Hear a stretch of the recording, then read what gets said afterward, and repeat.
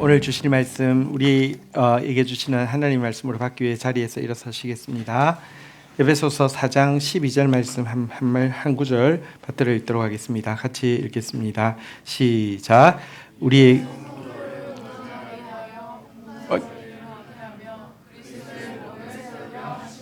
네, 우리 왕의 아이들 교재로 오늘 하는 세대 동합 예배에서요. 쉬운 성경을 우리 한번 읽어볼까요? 같이 한번 읽겠습니다. 시작. 우리에게 이 모든 선물을 주신 것은 하나님의 백성들을 섬기도록 준비시키기 위한 것입니다. 서로 섬김으로 그리스도의 몸인 교회를 더욱 강하게 세우기 위한 것입니다. 아멘. 자리 앉겠습니다. 오늘 성령의 은사를 구하라는 제목으로 왕의 아이들 교재 내용이었는데요. 이것 가지고 오늘 같이 예배 드렸습니다. 오늘 청년부도 이 말씀 가지고 하나님의 말씀 나누겠습니다. 예수님이 우리를 향해서 가지고 있는 소원이 두 가지가 있습니다. 첫 번째는 우리가 예수님의 성품을 담는 것입니다. 그래서 우리를 보는 사람들마다 예수님 보는 것 같아 주님을 느끼기를 원하십니다. 예수님의 성품. 또 한 가지는 우리가 예수님의 능력을 가지게 되는 것입니다. 그래서 우리에게 맡겨주신 사명을 마치 예수님이 이 땅에 계신 것처럼 잘 감당하기를 원하십니다. 예수님의 사명. 근데 문제는 우리는요, 우리 성품은 스스로 예수님의 성품을 닮을 수 없습니다. 예수님의 성품과 비슷한 모습이 남아있는 것도 있지만 사단의 성품을 더 닮은 것이 더 많습니다. 또 우리는요, 예수님의 능력은 없습니다. 죄 짓는 능력은 강력하지만 진짜 하나님의 뜻을 이루는 능력은 굉장히 약합니다.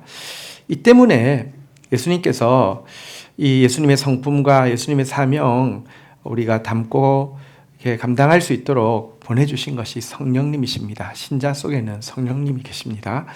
그리고 이 성령으로 충만할 때에 예수님의 성품을 담고 사명을 감당하는 일을 감당할 수 있는데요. 표를 한번 좀 보시도록 하겠습니다. 예수님이 가지고 있는 두 가지 소원이 무엇이라고요? 첫 번째가 무엇입니까? 예수님 성품 담는 것입니다. 두 번째가 무엇입니까? 예수님 사명 감당하는 것입니다. 이 일을 위해 성령님을 보내주셨습니다. 우리가 그 성령으로 충만하게 되면요, 예수님의 성품을 닮을 수 있도록 무엇이 맺힙니까? 성령의 열매가 맺힙니다. 예수님의 사명을 감당할 수 있도록 무엇이 주어집니까? 성령의 은사가 주어집니다. 오늘은 이 성령의 열매, 성령의 은사 중에서 특별히 성령의 은사 부분 조금 더 부각해서 보도록 하겠습니다.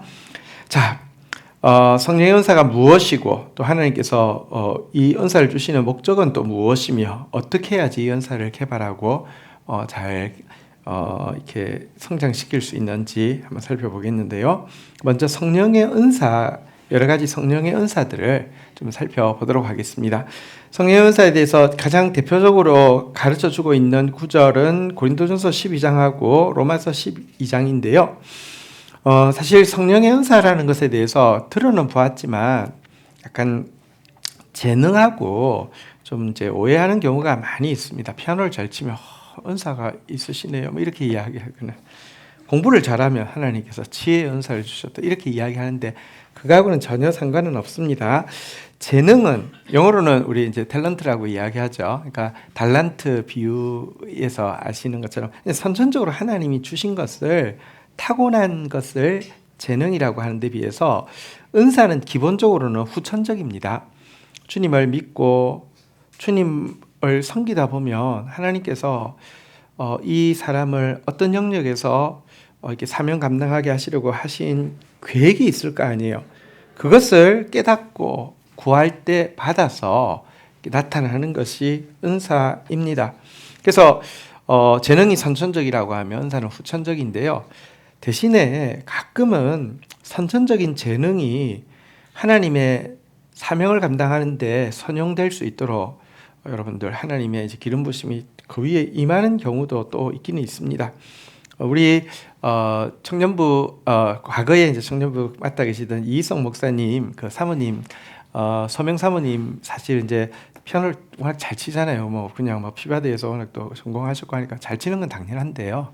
근데 그냥 잘 치는 게 아니라 진짜 성령이 임하셔서 연주할 때 보면 정말 하나님의 그 감동이 쫙 흐르는 게 있거든요. 이제 이런 경우는 재능이 은사로 승화되어졌다라고 이야기합니다. 그럴 수 있습니다. 자, 그러나 기본적으로는 후천적인 것인데요. 은사가 뭐가 있는지 사실 성경에 보면 좀 더 많이 나오긴 하지만 일단 대표적인 은사장인 고린도전서 12장과 로마서 12장에는 쭉 이렇게 몇 가지가 나오는데 한번 카운팅하면서 한번 세어보도록 하겠습니다.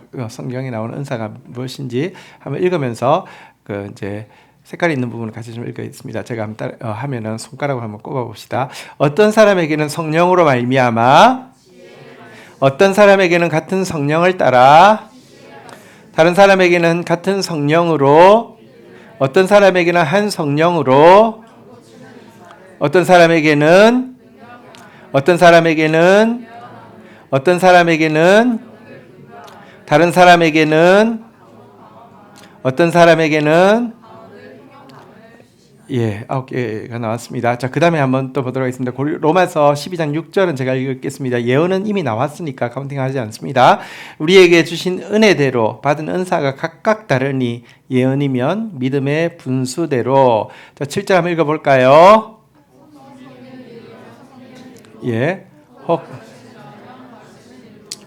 혹 위로하는 자면 위로하는 일로, 구제하는 자는 성실함으로, 다스리는 자는 부지런함으로, 긍휼을 베푸는 자는 즐거움으로 할 것이니라. 자, 총 몇 개가 나왔습니까?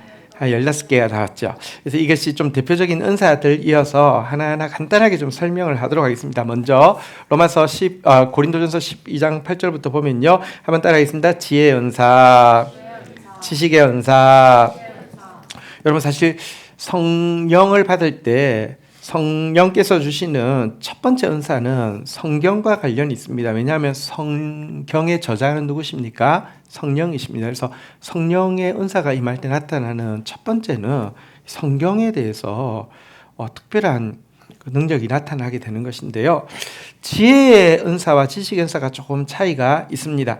지혜의 은사는요, 하나님의 말씀을 특별한 상황에, 특별한 사람에게 구체적으로 적용시켜 가지고 정확하게 알 수 있게 해주는 것을 이야기하고요.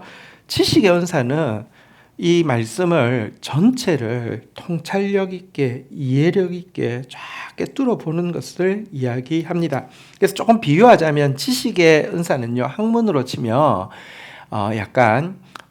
여러분 우리 학문에도 보면 물리학 같은 학문도 있지만 예를 들어 무슨 이제 컴퓨터 공학 이런 학문도 있는데요. 사실은 이제 이것은 물리학 같은 경우는요, 사실은 이제 좀 이론의 그러니까 순수과학 쪽이고요. 이쪽 예를 들면 컴퓨터 공학이랄지 우주공학이랄지 이런 것은 응용 과학이잖아요, 그죠? 그래서 약간 지식의 은사는 순수 과학, 순수 학문에 가깝고요. 또 지혜 은사는 응용 학문에 가깝다라고 할 수 있습니다. 지혜 은사가 있으면요, 말씀을 그 상황에서 어떤 그 구체적인 개인에게 딱 적용해 주면요, 갑자기 빛이 쫙 비치고 혼란스럽던 것이 쫙 정리가 되면서 마치 구슬이 막 이렇게 흩어져 있다가 갑자기 목걸이로 하듯이 쫙 연결되어지는 것처럼 영혼이 딱 말씀 앞에 딱 서게 되는 이런 것이 지혜의 은사라고 할 수 있습니다. 자, 그 다음에 나오는 은사 한번 보도록 하겠습니다. 한번 따라하겠습니다. 믿음의 은사. 우리가 예수님을 믿는데 그거하고 믿음의 은사는 좀 다릅니다. 하나님께서 어떤 비전을 보여주시면요, 그 비전에 대해서 이루어지기까지의 대부분의 사람들은 과정에 있는 어려움들과 불가능한 장애들이 보인다고 하며, 믿음의 은사가 큰 사람들은요, 중간에 있는 장애는 보이지 않고 결과가 너무 또렷하게 보입니다. 그래서 거침없이 이 일을 추진해 나가는 사람이 믿음의 은사가 있는 사람입니다. 무디가 했던 이야기 중에 아주 멋진 모토가 있습니다. 한번 따라하겠습니다. 이루어져야 하고, 당위성이죠. 한번 따라하겠습니다. 이루어질 수 있는 일은, 이것은 이제 가능성이죠. 한번 따라하겠습니다. 반드시 이루어져야만 한다. 여러분, 이게 믿음이거든요. 이루어질 수 있고, 성경에 약속했으니까, 하나님께서 나에게 보여주셨으니까, 이루어질 수 있는 일은 내가 능력 주신 자로서 내가 할 수 있다고 했고, 하나님 도와주신다고 했으니 반드시 이루어져야만 한다. 장애가 아무리 많아도 해야 한다, 할 수 있다, 이렇게 나아가는 것을 믿음의 은사라고 이야기합니다. 영적 지도자들에게 또 주어지는 은사입니다. 우리 그 네 번째 은사는 무엇입니까? 예, 병 고치는 은사죠. 육체의 질병, 영혼의 질병을 회복시키는 은사인데요. 사실 이제 우리 사회에서는 그렇게 흔하지는 않습니다. 그러나 분명히 이 병 고치는 은사 있습니다. 그리고 지금도 역사합니다. 저희 교회가 이전 지금 이 교육관 이전 문제가 좀 있었는데, 이전 문제 지금도 진행 중이긴 하지만 이전 문제에 저희에게 좀 도움을 주고 있던 이 건물에 있는 그 이제 구청에 사시는 여사님이 이제 저희들을 잘 도와주시고 좀 이렇게 알아봐 주시고 이렇게 하고 계셨는데, 일이 되는 과정에서 따님이 갑자기 희귀암이 발견되어지고, 그리고 이제 그래도 치료를 꾸준히 막 잘 받고 있는데 갑자기 악화되어서 병원에서 오늘 밤을 넘기기 힘들다고 준비하라고 해서 다 모여가는 그런 일이 있었습니다. 교회가 갑자기 이제 그런 희귀암을 알게 되었다는 소식을 들을 때부터 강력하게 기도했습니다. 간절하게 기도했습니다. 근데 그날 밤 갑자기 연락이 왔습니다. 지금 병원이고 오늘 넘기기 힘든다고 합니다. 이렇게 연락이 왔는데 정말 같이 간절하게 기도했는데, 그 사실 병원에서 오늘 넘기기 힘듭니다 이런 경우는 참 어렵거든요. 게다가 희귀암이었고, 결국 하나님의 기적으로 나았습니다. 나을 뿐 아니라 결국 제가 며칠 전에 여기 엘리베이터에서 이제 타려고 하는데 자매가 나온 거예요. 그래서 일하러 간다고 너무 감사하다고 교회 와서 인사하겠다고 이렇게 이야기했는데요. 지금도 하나님이 질병이 특별한 경우에 회복되어지는 역사가 반드시 있습니다. 우리 오늘 세대통합 예배고 또 청소년부 우리 부장 집사님 우창민 집사님 사실 어제, 그러니까 오늘이죠, 새벽 1시 반에 응급실에 갔다가 6시 반에 이제 퇴원하셔서 오셨어요. 그러니까 지금 항암 3차까지 잘 하셨는데 사실 체력이 너무 많이 떨어지고 또 장염이 오셔가지고 되게 좀 힘든 시간이 있었는데 저희는 믿습니다. 물론 이제 은사자를 통하여서도 역사하시지만 우리 공동체가 같이 기도하고요. 지금도 하나님의 특별한 섭리, 우리 우창민 집사님도 암 진단 밑에 슈퍼 레어 캔서라고 캔서라고 이렇게 나왔습니다. 전 세계에서 이와 같은 동일한 그 암이 100케이스 정도밖에 없는 너무 희귀한 암입니다. 그래서 사실은 약을 뭘 써야 될지에 대해서 어떤 그게 없습니다. 레지메가 없는 상태입니다. 그런데 여러분, 저는 믿습니다. 또 우리 같이 기도해야 합니다. 수시로 기도하십시다. 반드시 회복시켜 주실 것입니다. 네, 병 고치는 은사. 그 다음에 다섯 번째는 무엇입니까? 능력 행하는 은사이죠. 그러니까 귀신을 쫓아내고 자연적으로 일어날 수 없는 초자연적인 표적들을 행하는 은사를 이야기합니다. 초대교회 성경에 보면 강력한 능력들이 나타나는 것을 보게 됩니다. 이런 일들도 필요하면 하나님이 하시죠. 또 그 다음 은사가 무엇입니까? 예언함. 예언함이란 앞에서 나온 지혜의 은사, 지식의 은사를 통하여서, 또는 하나님께서 지금 공동체에, 지금 이 시대에 하시고자 하시는 말씀을 선포하는 것을 예언하는 은사라고 이야기합니다. 그 다음에 영들 분별하는 은사인데요. 마지막 때가 되어질수록 가짜가 너무 정교한 진짜가 되어집니다. 요즘 AI가 막 진짜 거의 이게 실제 사람인지 아닌지 구별이 안 가죠. 근데 나중에 거짓은 훨씬 더 그렇게 될 것입니다. 근데요, 은사 중에 영분별하는 은사가 아주 예민한 사람이 있습니다. 말 한마디에도 교만이 들어갔는지, 말 한마디에도요, 욕심이 들어갔는지가 쫙 좀 분별되어지는, 이것도 은사거든요. 강력한 공동체를 정결하게 지키는 중요한 은사입니다. 또 한 가지가 무엇입니까? 방언 말하는 것입니다. 방언의 은사는 우리 청년들 꼭 경험하게 되기를 축복합니다. 모두 하는 것은 아니지만 대부분이 하는 것은 맞습니다. 방언의 은사는 참 좋은 은사입니다. 내가 최선을 다해서 지성을 동원해서 기도해야 합니다. 근데 지성을 동원해서 기도해도요, 어떤 때는 무엇을 구해야 될지 잘 알지 못할 때가 있고 마음이 막 짓눌릴 때가 있습니다. 근데 마음으로, 그러니까 지성으로 기도하고 나서 또 영으로 기도해야 됩니다. 그때 성령 방언의 은사가 있으면요, 기도가 터져 나오는데요, 내가 기도하는 게 아니라 성령께서 나를 위해서 막 기도하는 게 쏟아져 나옵니다. 그 느낄 수 있습니다. 그리고는 성령께서 하나님을 향해서 막 탄식할 뿐만 아니라 하나님께서 나한테 하시고자 하시는 말씀의 깊은 진리가 방언을 통해서 막 또 대언되어지기도 합니다. 내가 지금 하나님께 드리고 있는 것인지 하나님이 나한테 말씀하고 있는 것인지 정도는 느낄 수 있습니다. 근데 이게 방언의 은사입니다. 그래서 사실 기도 시간과 기도의 차원이 달라지는 데는 방언의 은사는 꼭 필요한 은사입니다. 그 다음이 방언 통역하는 은사인데요, 방언 통역에 대해서 재미있는 에피소드가 있어서 말씀드리겠습니다. 어떤 사람이 이제 방언을 믿지 않는데, 그러니까 방언이 잘못됐다는 것을 가장 잘 증명할 수 있는 게 방언 통역이 얼마나 엉터리인지를 증명하기 위해서요, 방언을 다 녹음을 하고요, 방언 통역을 다 녹음을 하는 겁니다. 자, 그러면 여기서 알랄랄라 그랬으면 이쪽에서 알랄랄라에 대해서 이번에 했던 말하고 다음번에 알랄랄라 근데 이쪽에 통역하고가 같아야지 되는데, 같이 해놓고 보니까 맞는 게 하나도 없더라는 것입니다. 이게 전부 다 쏜 가짜라는 것입니다.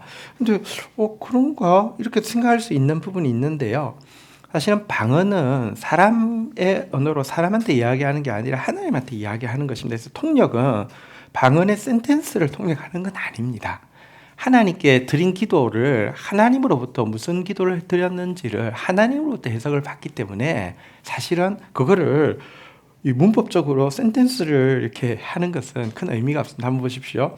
아이가 이렇게 하는데 엄마가 놀아달라고 이렇게 이야기하거나 하는데 기저귀 갈아달라고 하고 이야기하거나 하는데 밥 달라고 이야기하거나, 근데 똑같은 언데 왜 이게 세 개 다른 해석이 될까요? 근데 엄마는 정확하게 알잖아요, 그죠? 그러니까 우리 특별히 방언 처음 할 때 조금 재밌긴 한데 또또또또또또또또또또 이러는데 해석을 한단 말이에요.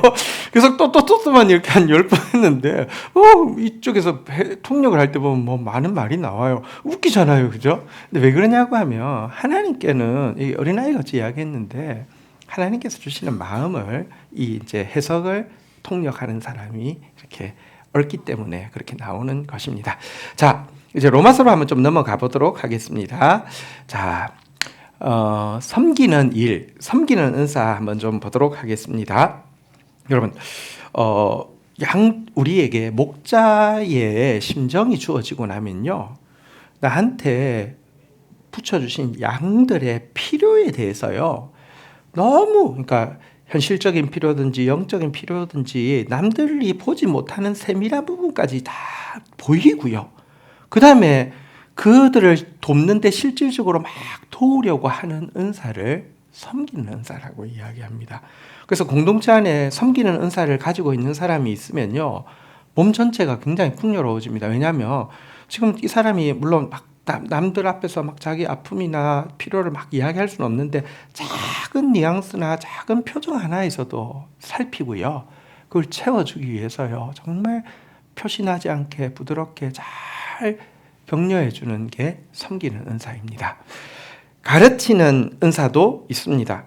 여러분, 사실 앞에 나왔던 지혜의 은사, 지식의 은사가 또 가르치는 은사로 이어질 수도 있지만 안 이어질 수도 있습니다. 특별히 저 같은 경우는 제가 항상 존경하고 이렇게 귀하게 생각하는 것이 우리 영유치부 우지원 간사님에 대해서 엄청 존경합니다. 왜냐하고 하면 저보고 가끔 여름 성경학교 때 영유치부 설교해달라고 하면 진짜 긴장해요. 그러니까 열심히 준비해요. 그리고 열심히 준비하고를 열심히 이제 빼야 돼요. 시간 진짜 정말 짧게 해야 되고 애들 집중을 시킬 수가 없어요. 그러니까 이걸 어떻게 하지? 항상 그런데 우리 우지영 간사님은 이 영유치부 아이들에 대한 티칭에는요 하나님이 은사를 주셔서 애들이 다 알아들어요. 그리고 어떻게 그렇게 잘하시는지 모르겠어요. 진짜 거기는 가르치는 은사가 주어진 거예요. 그냥 되는 게 아니에요. 우리 청년들 가운데 교육부서에서 선생님으로 섬기던 지체들 진심으로 감사하고 축복합니다. 또 우리 주원자매 주원 사모님도 그동안 유초등부에서 잘 섬겨주셨는데 어쨌든 이제 또 가서 물론 사모님이니까 더 많은 은사들 또 풍성한 은사들 주시겠지만 어쨌든 가르치는 일로 또 잘 섬기시기를 축복합니다. 그 다음에요 한번 따라하겠습니다. 위로하는 은사. 자, 위로하는 은사는 뭐냐고 하면요 어떤 사람이 특별히 믿음이 흔들리거나 낙심할 때에 그들에게 같이 이야기를 하다 보면 다시 하나님의 약속에 대한 믿음이 생기게 하고 그리고 또 하나님에 대한 소망을 가지고 다시 한번 일어설 수 있도록 돕는 것을 위로의 은사라고 이야기합니다. 보통 이제 우리가 위로라는 것은 그냥 힘들지 뭐 어떻게 이걸 이야기하는 것은 아니고요. 여기서 이야기하는 것은 믿음이 다시 한번 일으켜져서 이렇게 약속을 믿고 소망으로 다시 한번 일어나게 하는 것을 위로의 은사라고 하는데 진짜 위로의 은사가 있는 분들이 있습니다. 그래서 만나고 나면 다시 영혼에 불이 탁 붙게 되는 거 위로의 은사입니다. 소중한 은사죠. 한번 따라하겠습니다. 구제하는 은사. 특별히 이 은사를 가지신 분들은요 물질적인 필요와 가난한 사람들의 필요에 대해서 민감한 분들이 이 은사를 가지신 분들입니다. 그리고 그 필요에 대해서 꼭 물질적인 것으로 채워주는데요. 채워줄 때 보면 일단 풍성하고요. 손이 작지 않습니다. 그 다음에 기쁘고요. 그 다음에 사심이 없습니다. 이게 물질로 섬기는 거 할 수 있습니다. 근데 사람들 조종하기 위해서 하는 사람이나 남들 면피하기 위해서 이 정도는 해야지 하면 이거하고 전혀 다릅니다. 구제 은사 있는 사람은요 진짜 막 퍼져요. 근데 기뻐요. 근데 정말 빈 마음이에요. 이게 은사예요. 그리고 이런 분들에게는요 또 하나님께서 물권을 주셔요. 왜냐하면 하나님의 일에 수종 들고 있기 때문에. 그래서 이거는 좀 연동되어지는 것 같더라고요. 자, 그 다음에 한번 따라하겠습니다. 다스리는 은사. 교회가 여러 가지 사역들을 감당함에 있어서요. 행정적으로 사람들을 조직하고 관리하고 일을 추진하는 것을 탁탁 지혜롭게 잘하는 은사가 있어요. 이게 지도자에게 필요한 또 다스리는 은사이고요. 이런 은사가 교회에 있는 리더들이 있을 때 교회가 질서가 딱 잡히게 됩니다. 마지막 은사입니다. 한번 따라하겠습니다. 긍휼의 은사.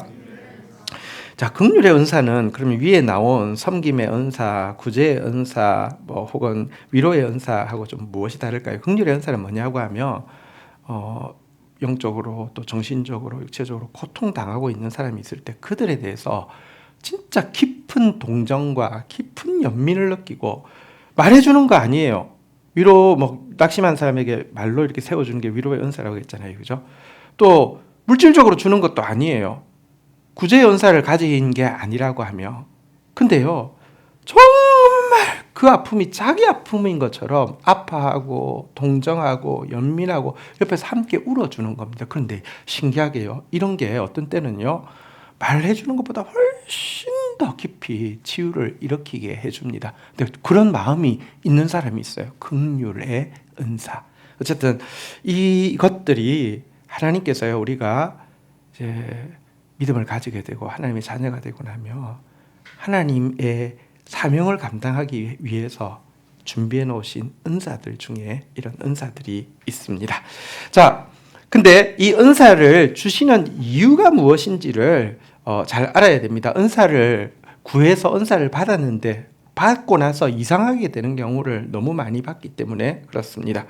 제가 처음 청소년들을 가르치던 교회에는 이제 출석을 한 30-40명 할 때쯤에는요 거의 아이들 중에 방언을 못하는 친구는 진짜 거의 한 명도 없었어요.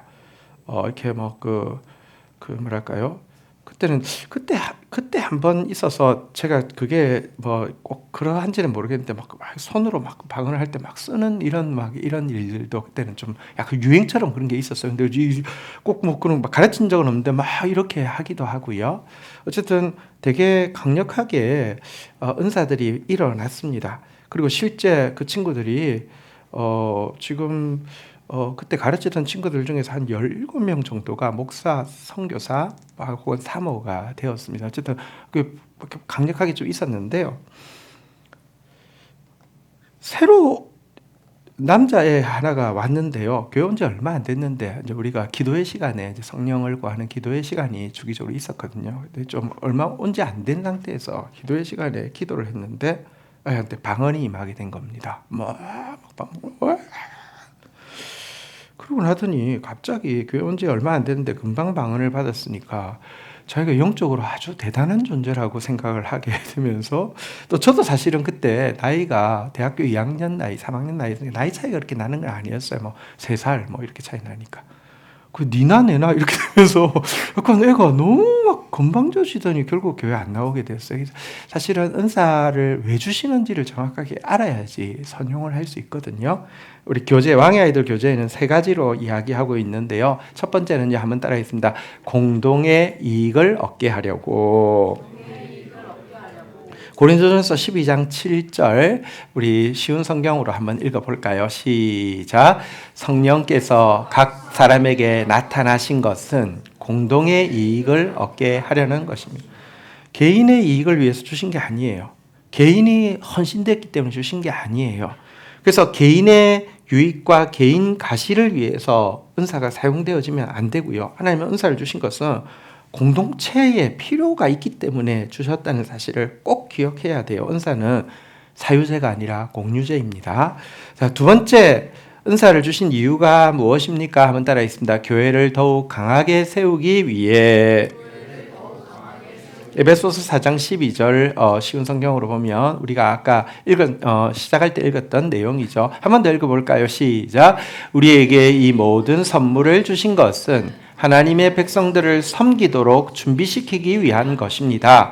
서로 섬김으로 그리스도의 몸인 교회를 더욱 강하게 세우기 위한 것입니다. 이 은사가 공동체 안에 임하면요, 여러분, 교회 전체가 훨씬 더 강하게 세워지기 때문에 은사를 주신 것입니다. 마지막으로 은사를 주신 것은요, 하나님께 영광 돌리게 하기 위해서 주셨다는 것입니다. 은사는 내 것이 아니고 하나님의 것이고요, 사유제가 아니고 공유제이기 때문에 하나님 주신 것을 하나님 뜻대로 잘 사용하려는 착한 종의 마음을 가지고 하나님께 영광 돌리는 것이 은사를 주신 이유입니다. 베드로전서 4장 10절 11절에서 이야기하고 있습니다. 10절 제가 읽고 11절 여러분 읽습니다. 하나님께서는 여러분 모두에게 성령의 선물을 허락해 주셨습니다. 일단 여러분 기억해야 합니다. 은사는 누구에게 주어졌다고요? 모두에게 각각 다른 은사를 주셨습니다. 보십시오. 또한 각자에게 특별한 다른 선물을 주심으로 하나님의 은혜를 알게 하셨습니다. 그리고 각자에게 주셨어요. 그래서 진짜 하나님 나를 사랑하는구나, 혹은 하나님 나에게도 은혜를 주시는구나 알게 해주셨다는 것이에요. 그러므로 하나님의 선물을 가볍게 여기지 말고 착한 종처럼 남을 돕는 일을 위해 사용하십시오. 11절 같이 한번 읽도록 하겠습니다. 시작. 말씀을 전하는 사람은 하나님의 말씀만을 전하는 사람이 되고, 봉사하는 사람은 하나님이 주시는 힘으로 남을 도우십시오. 무슨 일을 하든지 예수 그리스도를 통하여 하나님께서 영광을 받도록 하시기를 바랍니다. 여기까지 보시겠습니다. 그래서 성령의 은사가 임하면요, 지금 제일 처음에 은사 중에서 무엇을 이야기합니까? 한번 따라하겠습니다. 말씀을 전하는 사람은, 그러니까 성경의 저자인 성령의 은사를 주시며 말씀과 관련이 있다고 했잖아요. 아까 보신 바대로 지혜의 은사, 지식의 은사, 혹은 가르치는 은사, 혹은 예언하는 은사, 이런 것들은 말씀을 전하는 일이죠. 이 사람들 어떻게 해야 됩니까? 말씀만을 전하는 사람이 되어야 합니다. 이거 전하면서요, 자기가 얼마나 대단한 사람인지 막 자기 자랑을 말씀에 막 넣고, 자기가 얼마나 똑똑한 사람인지, 자기 같은 사람이 없는지 막 하는 사람들이 있습니다. 가짜입니다. 절대 안 됩니다. 말씀만 전해야 됩니다. 또 은사를 받게 되면 뭐 한다고요? 한번 따라하겠습니다. 봉사하는 사람은, 사실 이런 은사를 제외하고는요, 나머지 은사들은 사실 남들을 위해서 쓰여지는 것이잖아요. 그죠? 섬기는 은사, 위로하는 은사, 구제하는 은사, 긍휼을 베푸는 은사, 이런 사람들은요, 어떻게 한다고요? 주님이 주시는 힘으로 하는 겁니다. 해놓고는 아이고 힘들어, 나 죽는 줄 알았어, 너 때문에. 아니요. 은사가 주어지면 안 힘들어요. 은사가 주어지면 힘든 것 이상으로 더 기뻐요. 하나님 주시는 힘으로 하는 것이니까요. 그렇게 하라는 것입니다. 그래서 결론이 무엇이라고요? 한번 따라하겠습니다. 예수 그리스도를 통해 하나님께 영광. 이게 은사 주신 목적이라는 사실을 분명히 알아야 합니다. 마지막으로 은사를 어떻게 그러면 내가 발견하고 받고 개발하는지 마지막으로 이제 교재에 있는 내용 가지고 나누겠는데요. 3가지입니다. 첫 번째 한번 따라하겠습니다. 봉사의 기회를 놓치지 마세요. 내게 하나님이 어떤 은사를 주시려는지 단서를 찾는 일이 뭐냐고 하면 나에게 주어진 봉사의 기회입니다. 나에게 주어진 직분입니다. 우리 청년부에도 여러 가지 직분들이 있잖아요, 그죠? 헤드십이 있을 수도 있고요, 혹은 또 셀장일 수도 있고요, 부셀장일 수도 있고요. 여러분들에게 봉사의 기회가 주어졌을 때 놓치지 마십시오. 왜냐고 하면 봉사의 기회를 받아들이고 거기서 최선을 다해서 이제 봉사할 기회는 예 할게요 해놓고는 대충 하는 것은 사실은 맡은 자에게 구할 것은 충성이라는데 그러면 안 돼요. 그러나 여러분 나 부담스러워서 안 할래요. 그러지도 마세요. 여러분 사실은 하나님이 여러분들에게 봉사의 기회를 주시는 겁니다. 왜? 하늘의 은사를, 성령의 은사를 드러나게 하려고. 내가 이 봉사의 기회를 놓치지 않고 그걸 딱 붙잡고 열정적으로 섬겨보면요, 내가 무슨 일을 하고 있을 때 가장 행복하고 또 하나님이 무슨 일을 하기를 원하시는지를 알 수 있는 기회가 되어집니다. 저는 지금도 정말 놀랍게 생각하고 감사한 것은 대학교 2학년 때 청소년들을 설교할 수 있는 기회가 주어져서 그때부터 설교를 시작한 것입니다. 일반 대학생이기 때문에 그럴 기회가 없는 게 당연한데요. 너무 교회가 작았고 그런 관계로 또 이제 너무 교회가 작은 것은 아버님이 워낙에 좀 그 신대원 교수님을 하셨고 해서 큰 교회에 주로 계셨는데 그때 교회에서 좀 너무 큰 어려움을 당하셨어요. 그러니까 장로님께서 이렇게 아버지가 자기 뜻대로 잘 안 움직인다고 아버지를 무슨 이제 기독교 대표로 어디에서 기도를 하셨는데 우상 숭배했다고 이러면서 고신교단에서 이런 우상 숭배하는 목사를 두면 안 된다고 해서 그래가지고 아버지를 쫓아내고, 근데 교인들은 그걸 원치 않으니까 교인들에게는 거짓말을 하고 기도원가 있다고 해놓고 쫓아내고 그런 과정들에서 너무 작은 교회로 옮겨지게 되었어요. 저도 너무 상처를 많이 받았죠. 저는 아직까지 교회를 출석하고 있는데 아버지에 대해서 거짓말을 하면서 이렇게 하는 것들을 보면서 너무 상처를 많이 받았죠.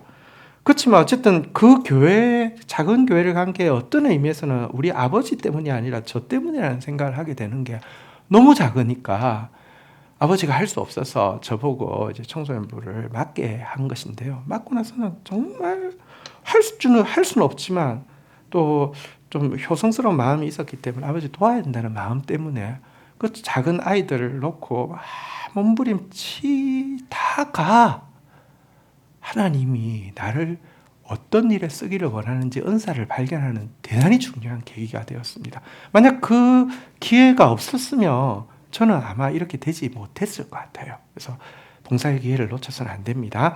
두 번째 한번 따라하겠습니다. 성령의 은사를 간절히 구하세요. 자, 우리 아까 처음에 표를 한 번만 더 좀 띄워주시겠습니까? 자, 보십시오. 예수님이 우리를 향해서 가진 소원이 몇 가지라고요? 자, 첫 번째가 무엇이라고요?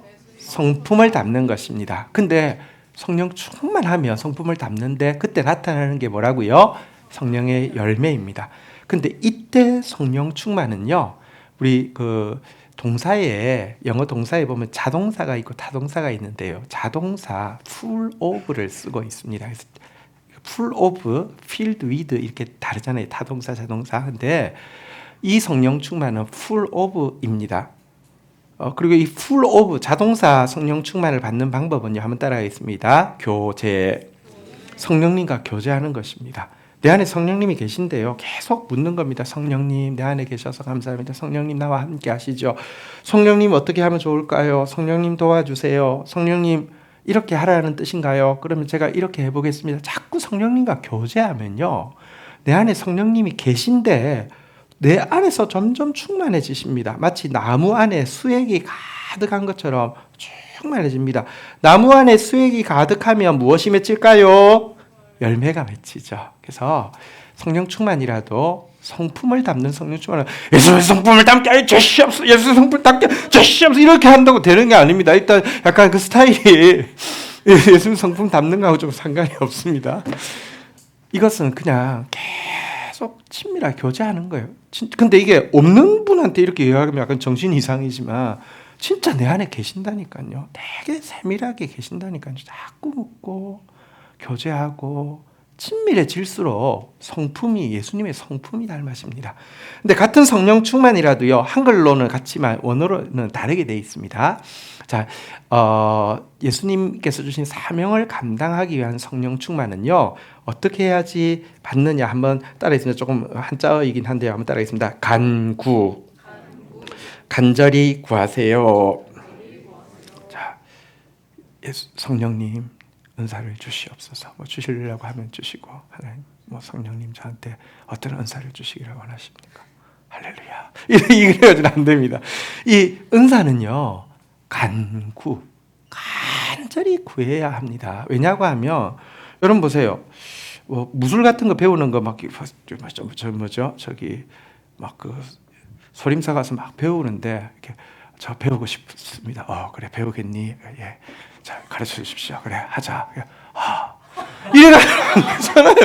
이게요. 이거는 진짜 하나님 나에게 주신 평생의 무기란 말이에요. 이거가 내 거 되려고 하면요. 이거는 진짜 보통 오면 선생님이 가르쳐 주십시오 하면 보통 어떻게 합니까? 영화에 보면 어떻게 하면 막 이렇게 이야기하고 그다음에는 그래도 끝까지 안 가면요. 물 뜨는 것부터 시키고 뭐 엄청 고생시키잖아요. 왜 그러냐고 하면요. 그거는 평생 자기 무기가 되어야 될 것이기 때문에 다시 한번 따르겠습니다. 간절히 구해야 돼요. 저는 제 은사가 무엇이냐고 하면 사실 저는 지혜의 은사, 지식의 은사 이게 저한테 굉장히 강해요. 또 믿음의 은사도 있어요.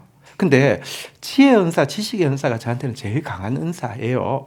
근데 이걸 왜 구하게 되었냐고 하면 우리 아이들을 가르치는데 진짜 상황이 너무 안 좋았어요. 그러니까 부산의 용호동이라는 나환자 가족들이 이제 그 사는 동네인데 가정들은 대부분 깨져 있고 경제적으로 너무 어렵고 집안에 가면 막 폭력 혹은 막 알코올 중독 뭐 이게 다 집집이 있으니까 아이들이 희망이 안 보이는 것이었어요.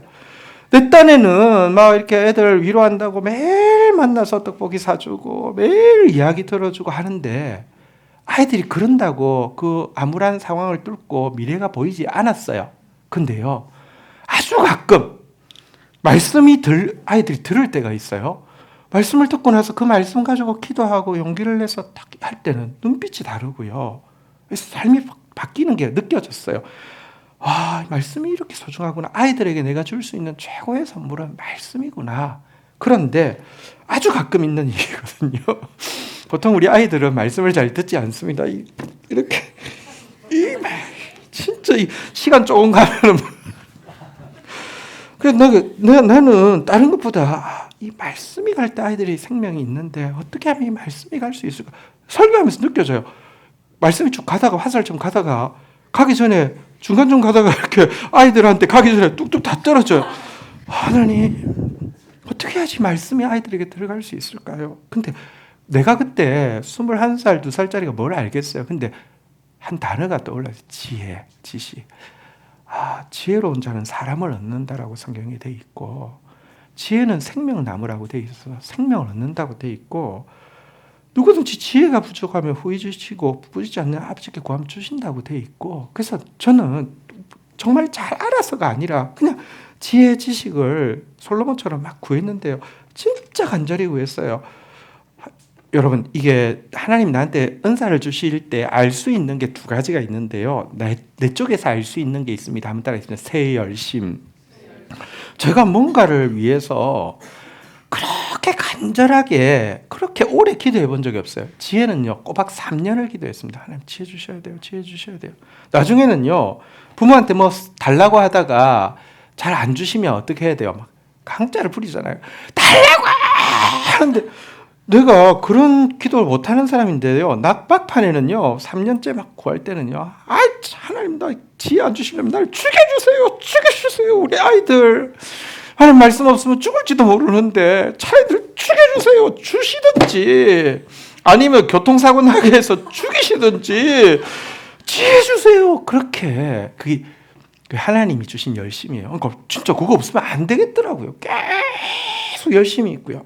근데요, 그렇게 간절히 구하니까 3년 정도 지나고 나서 달라졌는데 우리 아이들도요, 진짜로 고개를 들고 아이들이 말씀을 듣고 아이들이 성장하고 아이들이 부흥하고 이런 것도 있지만 그뿐 아니라 제가 이제 대학생이니까 이제 대학교 동아리가 있잖아요. 모임이 있잖아요. 그죠? 가끔 그냥 뭐 내가 무슨 간사도 아니고 같은 학생이니까 좀 가끔 이제 말씀을 나눌 때가 있잖아요.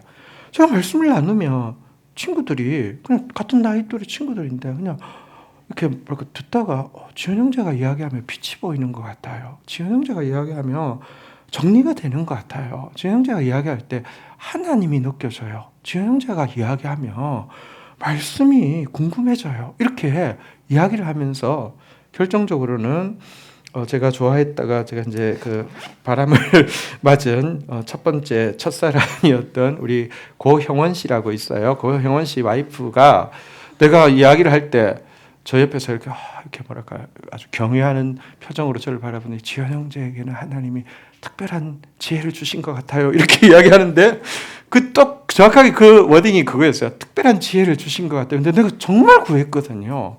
남들이 이야기할 때 좀 잘 몰랐다가 이 친구가 그렇게 이야기할 때 정말 받았구나. 정말 주셨구나. 그러니까 진짜 지혜, 아까 두 번째 뭐라고요? 한번 따라했습니다. 성령의 은사를 간절히 구하세요. 근데 저는 이게 하나님이 주신 은사, 선천적인 것이 아니라 후천적인 것을 너무 잘 알고 있습니다. 저는 자라면서 똑똑하다는 이야기를 들어본 적이 없어요. 저는 막 지혜롭다 이런 이야기도 들어본 적이 없어요. 저는 언제나 뭐 중간쯤 하지 뭐 특별하게 두각이 드러나는 부분이 없었어요. 근데요, 지혜가 딱 임하고 나서는요, 사실은 말씀과 관련해서 어떤 깊이 이해하는 부분이나 그거를 날카롭게 적용하는 부분에서는 사실은 다른 분들이 따라올 수 없는 그런 영역이 있다는 것을, 그러니까 많은 분들이 그렇게 이야기를 해요. 저도 그걸 느껴요. 제가 제일 처음에 이걸 받고 23살 때부터 책을 이제 만든 게, 그때 만든 책 이름이 왕의 아이들인데 지금 이제 우리 교재개발팀에서 정성껏 이렇게 교재를 만들어 주셔서 감사한데요. 왕의 아이들을 만들고 나서 그때는 이제 그 91년도니까 그때는 주로 이제 편지로 이렇게 뭐 이메일이나 뭐 아니면 저기 무슨 SNS 이런 게 없잖아요. 그죠? 책을 받아본 사람들이 편지로 피드백을 주는데요. 한 호 만들면 2달에 한 호씩 만드는데 한 100통씩 편지가 왔어요.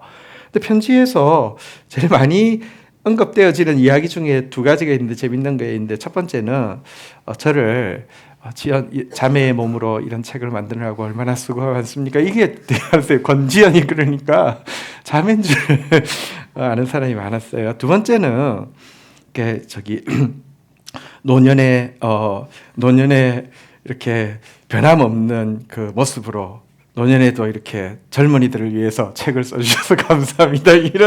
이런 내용도 많았어요. 왜냐하면 글이 이게 그냥 어린 청년이 쓰는 글이라고는 안 느껴진 거예요. 너무 이렇게 원숙해 보이니까 한 60, 70대 분이 다음 세대를 위해서 뭔가 이렇게 그렇게. 근데 성경에 그런 말씀이 있어요. 하나님이 지혜를 주시면 노년의 백발의 지혜보다 더 승하다, 이런 표현이 있는데, 인간이 머리 똑똑해서 받는 게 아니에요. 후천적으로 하나님 주신 것이죠. 그래서 참 감사하게 생각을 합니다. 어저께 우리 이제 남편 목사님, 섬기시는 교회 담임 목사님 어제 그 결혼식 오셔서 아시겠지만 주례 너무 잘하셔서 너무 좋았어요. 캡장이었습니다. 전 교회 가서 섬기게 되어서 축복하고요. 근데 목사님이 제가 이제 기도자로 앉으니까 조금 조심스럽게 물어보는 게, 뭐 하다가 혹시 목사님 제가 아는 권지연이라는 이름 중에서 기독교 매거진 하는 이렇게 유명한 분이 계시는데 이름이 같으셔서 혹시나 하고 생각을 했는데 지연이란 이름은 좀 있지만 권지현이란 이름은 잘 없는데 남자는 또 어디서 잘 없는데 혹시 그분이세요? 이렇게 물어봐서 봤다고 하니까 자기가 이제 청소년부 막 가르칠 때부터 글로벌 틴으로 계속 이렇게 해서 너무 익숙하게 잘하는 이름이어서 그랬다고 하면서 이렇게 인사하는 그런 일이 있었습니다. 어쨌거나 은사를 구하면 하나님이 그게 자기 은사면 하나님 반드시 주십니다. 자, 그런데 은사를 발견하고 개발하는 방법 마지막 세 번째 중요합니다. 같이 한번 읽겠습니다. 시작. 남의 은사와 비교하지 마세요. 여러분, 어떤 은사가 제일 좋은 은사인 줄 아십니까? 하나님 주신 은사가 제일 좋은 은사입니다. 한번 따라하겠습니다. 내게 주신 은사가 제일 좋은 은사예요. 자, 옆 사람한테 인사합니다. 내게 주신 은사가 제일 좋은 은사예요. 이거 되게 중요한 원칙입니다. 천국에 갔더니 한 천사에게는 한 골목을 쓰는 일을 시켰고요. 한 천사에게는 한 나라를 이렇게 보호하는 일을 맡겼다고 합니다. 근데 한 나라를 보호하는 일을 맡은 천사가 약간 골목을 열심히 청소하고 있는 천사에게 와서 야, 우리 일 바꿀래? 뭐 이렇게 이야기했대요. 그랬더니 골목을 쓸고 있는 천사가 뭐랄까, 넘볼 걸 넘봐 어디 감히 이렇게 이야기한 거죠. 왜? 하나님이 나한테 주신 게 제일 중요한 거니까. 근데 진짜 맞습니다. 몸에 보세요. 뭐 사실 눈 굉장히 소중하죠, 그죠? 이빨도 뭐 사실 되게 중요하고요. 근데 생각해 보면 몸에 안 중요한 거 있습니까? 하나도 없습니다. 옛날에는 여러분 때는 잘 모르겠지만 우리 때는 아이 태어나고 나면 맹장을 자르는 게 좀 약간 유행이었어요. 그 불필요한 거라고. 이게 진화의 진화가 덜 된 증거가 맹장이라고 잘라. 나중에 알고 보니까 이게요, 뭐 체온 조절하고 뭐 되게 중요한 기능이 있어요. 바보죠. 근데 그때는 그랬어요. 남하고 비교하면 안 됩니다. 내 은사가 제일 소중한 은사예요. 성경에 이런 표현이 있습니다. 더욱 귀한 은혜를 사모하라. 그러니까 원래 뜻은 더 큰 은사를 사모하라는 구절이 있습니다.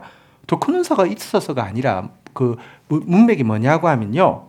더 큰 은사가 뭐냐고 하면 공동체에 모든 사람이 눈에 보이는 예를 들면 나는 이렇게 눈에 보이는 은사들 있잖아요. 그죠? 남들이 부러워하는 은사 이런 거 가지고 싶은데 공동체에 아무도 관심 없고 아무도 헌신하지 않으려고 하는 어떤 영역을 섬길 수 있는 은사가 비어 있으며 이것 구하는 것을 더 큰 은사를 구한다라고 이야기를 하고 있습니다. 더 큰 은사는요, 내게 주신 게 제일 좋은 것이고요. 내 눈에 비어 있는 부분이 제일 좋은 것입니다. 저는 사실 GT를 시작할 때 모토가 무엇이었냐고 하면요, 사소한 일에 목숨 걸자입니다. 아무도 관심 없고 아무도 줘도 안 할 일. 그래서 영원토록 블루오션인 일. 그게 보니까 제가 볼 때는 그 콘텐츠입니다. 성경 공부 지금도요, 정성 들여 만드는 선교 단체도 없고 개인도 없습니다. 큐티 진짜 마음 들여서 하는 단체 개인 없습니다. 이거는 아무도 안 하네. 이거만 해야지. 주중에 어떤 교회에 이제 위임식이 있었는데 제가 위임국장이어서 사회를 보고 이찬수 목사님이 이제 설교를 했습니다. 이찬수 목사님 좀 오랜만에 만났어요. 근데 보니까 벌써 만난 지 24년이 됐더라고요. 처음 개척하실 때 수요일 집회 12번을 저한테 맡겨가지고 그 교회에서 시리즈로 설교를 했어요. 그래서 잘 아는 관계죠. 송 집사님 그때도 있었어요? 그때도 있었군요. 네. 진짜 오래됐다, 그죠? 근데 24년 만에 만났는데 그러더라고요. 조심스럽게 근래에는 이제 서로 소통한 적이 잘 없으니까 목사님 지금도 GT 하세요? 그래요. 그래서 내가 그렇게 물어볼 줄 알고 GT 딱 준비해 갔죠. 그렇죠. 지금도라뇨. 이건 하나님 나한테 하라고 한 일이니까. 근데 사실 생각해 보면 별로 폼나는 일은 아닙니다. 지금도 하고 있는 거 왜 몰랐을까요? 아무도 관심 없으니까요. 요즘 아무도 관심 없습니다. 상관없습니다. 내 은사가 제일 소중한 은사예요. 나에게 하라고 하신 일이 제일 중요한 일이에요. 나중에 하나님은 나한테 하라고 한 일로 평가받지 저를 다른 것으로 평가하지는 않을 거예요. 그거 열심히 하고 있으면 되는 거예요. 그것 가지고 어쨌든 누군가 이 일을 하고 있으니까 또 유찬성 목사님처럼 누군가는 또 이렇게 정말 교회를 아름답게 세울 뿐 아니라 또 많이 분립해서 건강하게 교회를 나누는 일 너무 귀하죠. 나 정말 존경하고 기도할 때마다 축복하고 기도합니다. 그렇지만 이 일은 사실 별로 관심은 없어요. 그러나 이거 통해서 한 사람 한 교회가 세워지는 건 나 되게 중요하다고 생각합니다. 은사는 비교하는 것이 아닙니다. 내 은사가 제일 좋은 은사입니다. 그리고 특별히 남들 안 하는 은사 그거 딱 골라가지고 하면 평생 블루오션입니다. 아무도 라이벌이 없습니다. 제발 라이벌이 좀 생겼으면 좋겠는데 아무도 라이벌이 없습니다. 한때 오늘 좀 별 이야기를 다 하네요. 어떤 이제 청년 사역이 막 한참 붐을 이룰 때가 있었습니다. 근데 그때 이제 어떤 한 단체가 이렇게 그 청년 02080이라는 막 이 사역을 막 하면서 좀 이렇게 막 좀 잘하고 막 조금 힘이 있었습니다. 그 힘이 있는 이유는 대형 교회에서 이제 시작한 것이기 때문이죠.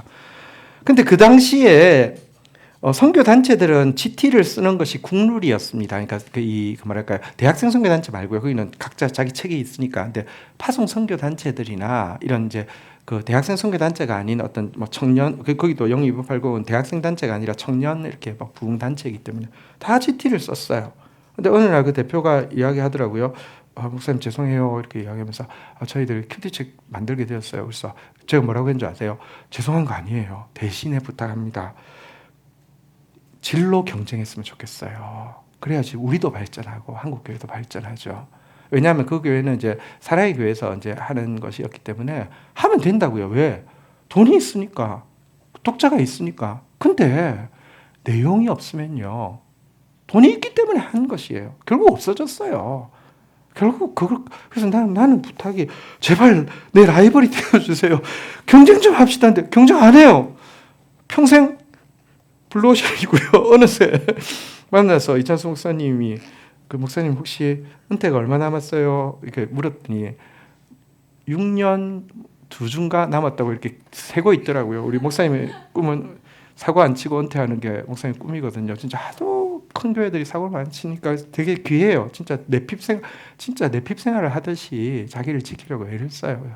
6년 2개월 남았어요. 그런데 제가 목사님 그럼 비슷한 때 은퇴하겠네요. 그러니까 조금 좀 일찍 은퇴하려고요. 그래서 목사님 안 돼요. 목사님 안 돼요. 저 진짜 닳도록 했어요. 그냥 빨리 할래요. 이렇게 하고 보니까 벌써 제가 이제 거의 사역 마칠 때가 다 돼가는데 목사님하고 비슷한 때 은퇴하게 되는데 아무도 라이벌이 없었어요.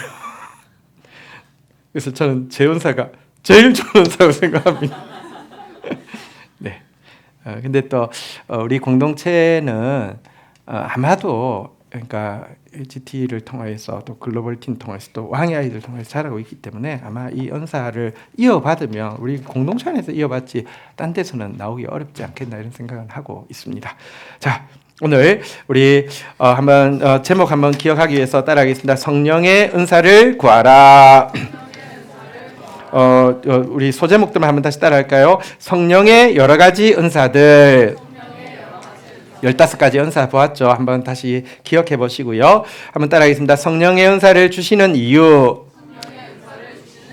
공동의 이익을 얻게 하려고.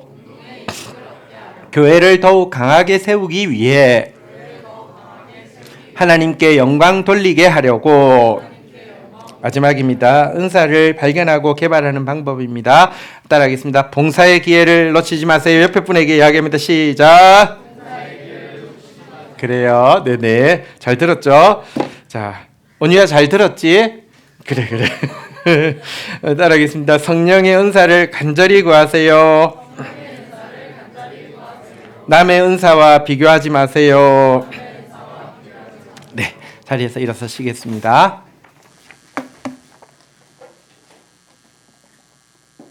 우리 찬양하며 나가도록 하겠습니다. 교회를 교회되게.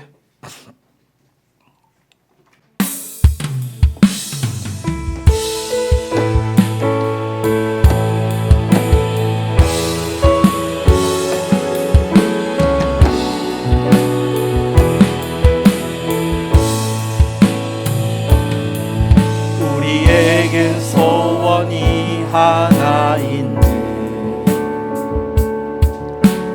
다시 오실 그날까지 우리 가슴에 새긴 주의 십자가 사랑 나의 교회를 사랑케 하네. 주의 교회를 향한 우리 마음 희생과 포기와 가난과 고난 하며 죽음조차 우릴 막을 수 없네. 우리 교회는 이 땅의 희망. 교회를 교회되게 예배되게 우리 사용하소서. 진정한 부흥의 날 오늘 임하도록 우리 사용하소서. 성령 안에 예배하리라. 성령 안에 예배하리라. 자유의 마음으로 사랑으로 사역하리라. 교회는 생명이니 성령 안에 예배하리라. 성령 안에 예배하리라. 자유의 마음으로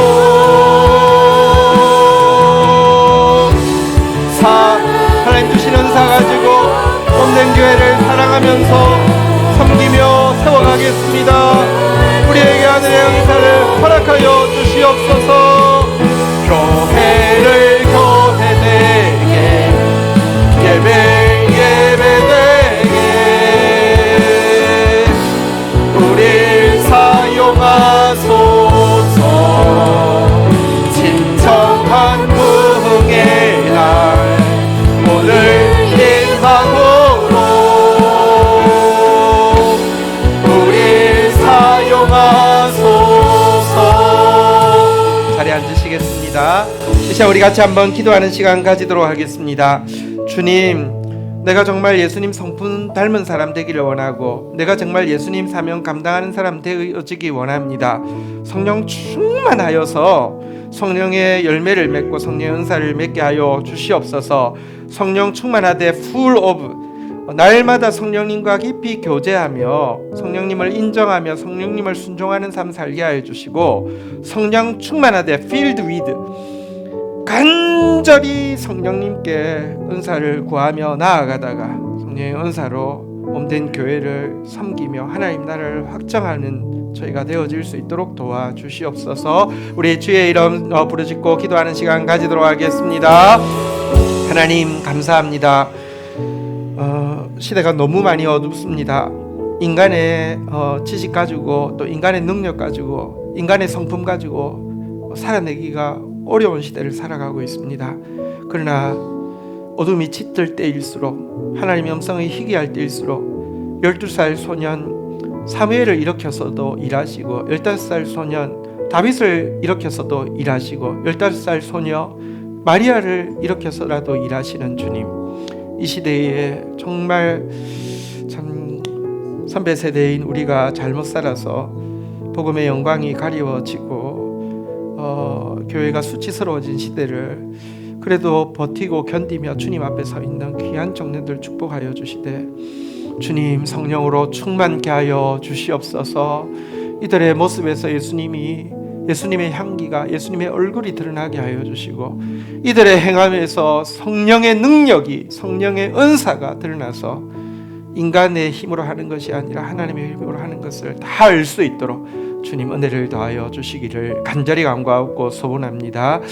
귀하게 쓰는 물질을 사랑하는 청년들이 하나님께 먼저 올려드립니다. 흠양하시고 이 땅에 하나님의 사랑과 생명을 전하는 일을 위하여서 깨끗하게 구별되게 사용되어질 수 있도록 축사하여 주시옵소서. 예수 그리스도의 이름으로 기도 올립니다. 아멘.